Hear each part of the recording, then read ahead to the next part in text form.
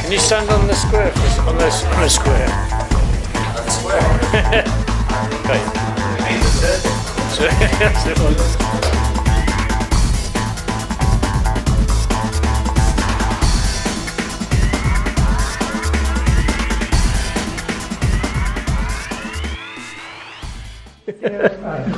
Third time lucky.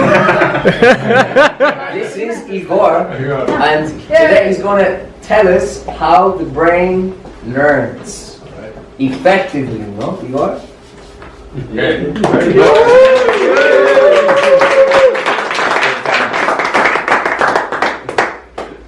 You learn very well. Yeah. Let's start. So do you know how our brain learns? Nope.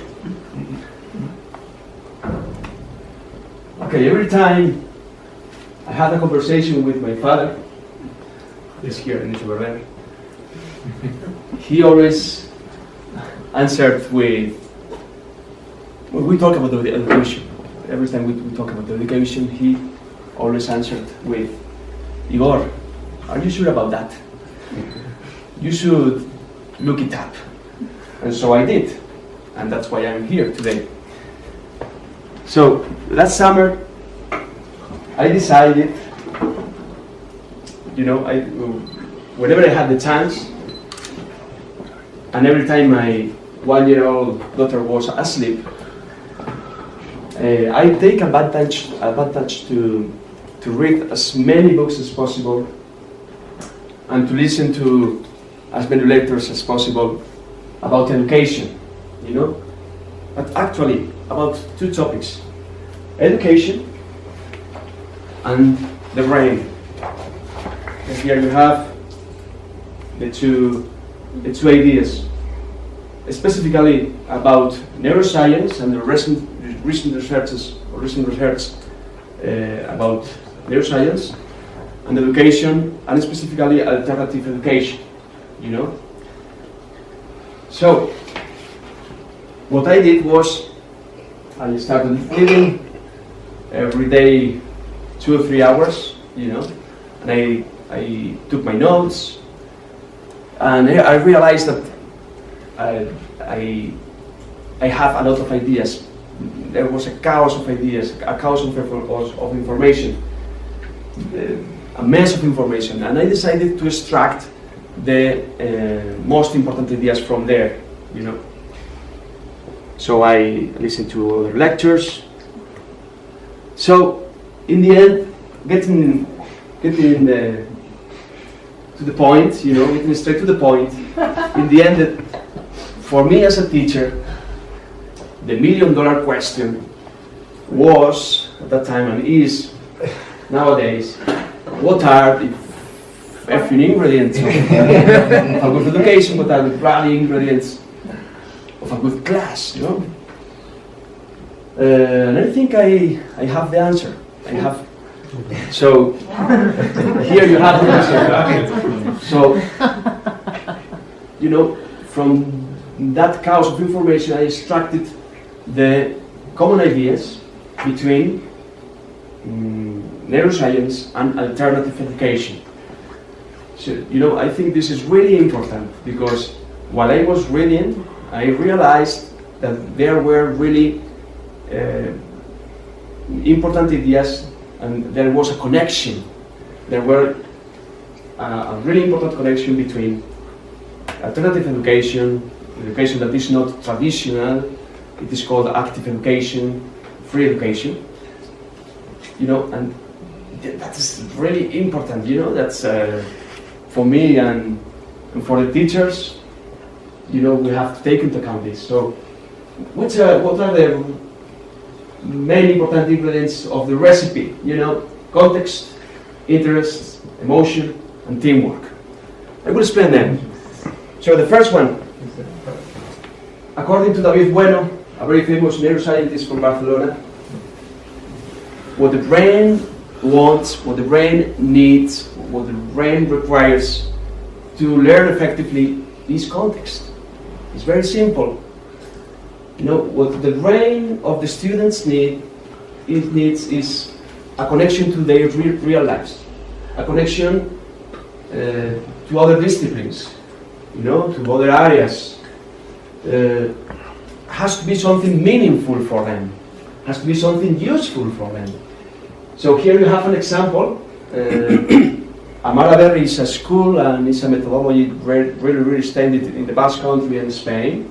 And here you have an example of an area, because there are no classes in these schools. There are spaces, different spaces, and one space is a shop. So in this kind of activities, kids are playing different roles. They can be customer, they can be the sub-assistant. They're manipulating, and they are learning mathematics, and they are learning how to deal in those situations in a practical way. So this is an example of what the brain needs, wants, requires to learn effectively. Okay, looking at the next one. Interests. Students' interests, Cesar Bona, one of the best teachers of the world. Yes, more or less. They said that it is in the best 50 teachers of the world. So this guy says that we should listen to our students, and I even go further and say we must listen to them. As you can see here, I decided to show you an example of Opelouro. Opelouro is another alternative school that is in Galicia. And in this kind of schools, every Monday, they organize an assembly. They have all the kids there, all the students, and in this assembly, every child, every student, every kid has to say what he's going to do during the day. So, in this kind of schools, the teachers give the opportunity, give the choice to the students to decide what he's going to do during the day. And this is really important because in these situations, what the teachers are working on is in the strong points of the student. With this kind of methodology, the teacher, what he's doing is help to the student to know their talents, their qualities, their abilities. As Professor Robinson says, we call them the element. So, and here we have the connection with the neuroscience. The neuroscientists say that in these kind of situations, create a really emotionally positive atmosphere, and this is really good for the brain, and that is what the brain wants, what the brain needs, what the brain requires to learn effectively. A really positive atmosphere. Okay, guys, so hello. So, 7 minutes, very good. So, No pressure. looking at the next one, emotion, the third ingredient. According to Francisco Mora, that is considered the father of the neuroscience in Spain, if there is no emotion, there is no learning process. We don't learn if we don't have emotion in the brain. So, how, as a teacher, for me, or for us as a teacher, yes, how can we create this emotion in the brain of the students? How? Because it's really important, because the emotion provokes attention. The attention provokes curiosity. Curiosity provokes motivation. So how can we create this chain?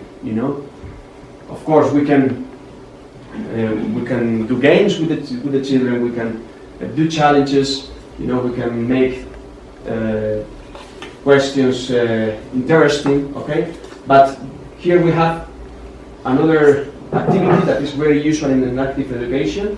That is make a presentation, like me today. You know, if for example, I read that a boy was really interested in something in Alzheimer because his grandfather died of Alzheimer, and he did a presentation about that. He did research about the topic, looking at the internet, looking at books. He made a collage, and he made a presentation to their teachers and their classmates. So, and that is a way to create emotion in the brain. Okay? So moving to the last one, teamwork. Teamwork. Why teamwork? Jesus Guillen, another neuroscientist, says that when we are working in teams, a lot of areas of our brain are active. And it's only this reason. But these areas are related to interpersonal skills. You know, for example, respect the turn, respect your teammates' ideas. You can help to your teammate because you are very keen on one discipline, and another another workmate can help you because he or she is very keen in another discipline. So it's another really important ingredient that you have to take into account. So moving to the last one. I am a PE teacher, and I am proud of that. So I have to say that neuroscience gives a lot of importance to physical education. Here you have some examples, to music and to arts. You know, according to neuroscience, arts, music, physical education are really or they have really how can you say, benefits. You know, a lot of benefits for the brain. You know, it's really beneficial, principally in the infant school and in primary school. So, you know, I will say, teachers, educators, parents,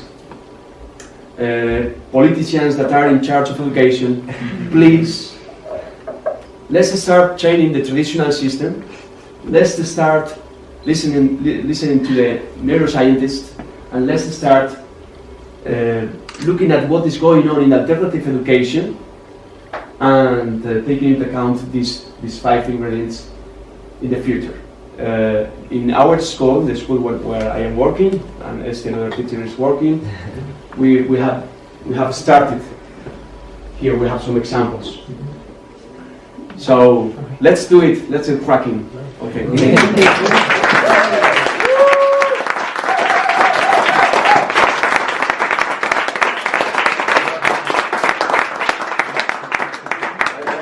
12 minutes. I didn't make the record. You know, I only wanted to show you the books that I read. You know, is Educar en la Realidad of Catherine Lecuyer.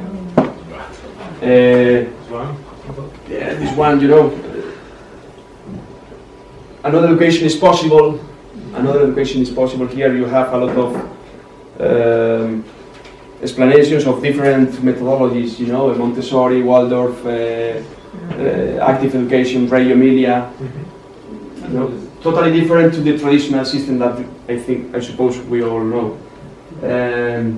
You know, Cesar Bona, you know, this was the first book of him, and this is another one where you can read about the seven schools that are in Spain that are, you know, are into the alternative education. Yeah, you have a question? Yeah, I have a question. Yeah. You mentioned emotion earlier. Yeah. I suppose you're talking about like pleasant emotions. Yeah, very good. Yeah. From my own experience as I- a therapist, Ah. like unpleasant emotions can actually block all learning. Yeah, of course. I didn't have time to Elaborate on to that. explain it more. You know, I told that to Darren in our. Yeah. Of course, we're talking about positive emotion. Yes. David Bueno, that famous neuroscientist from Barcelona, Yes. talks about that. Of course, if I ask you what do you remember about the school, perhaps you remember things that are linked to negative emotions that block the learning process or that relates the learning process with something negative.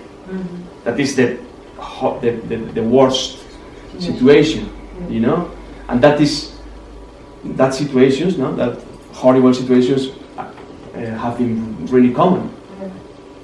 But also, like for example, you yourself, if you're angry, you kind of have no access to your brain almost. Like there's no Of course. easy decision making. There's no process work. It's just anger. Yeah, that's why the other neuroscientist, you know, Jesus Guillen says that, you know, when you create an atmosphere in the class, relaxed, you know, positive, emotionally positive, and you give importance to the talent of the student, not to the error, to the mistake, you know,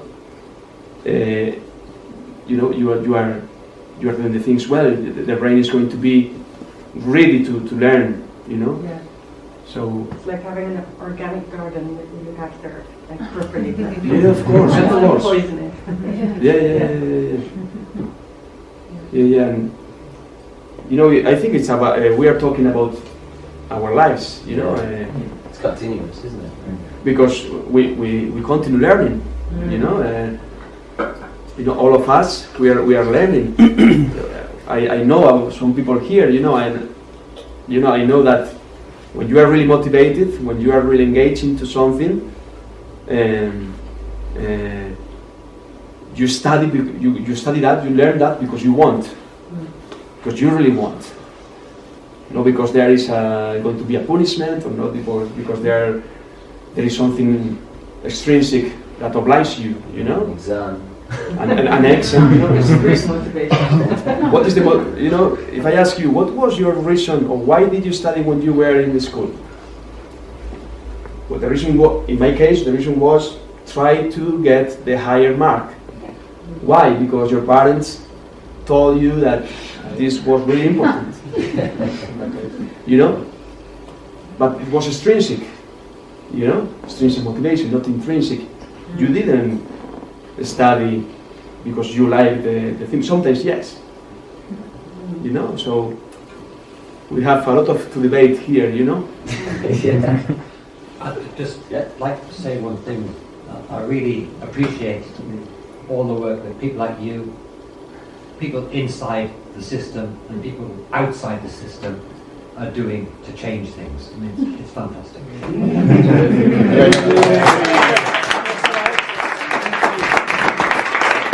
This kind of presentations that we students of English are making or doing? Doing.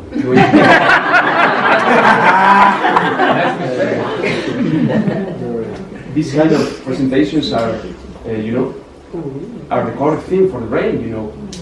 How many structures, how many things about the intonation, pronunciation did I learn with you in order to do this, you know?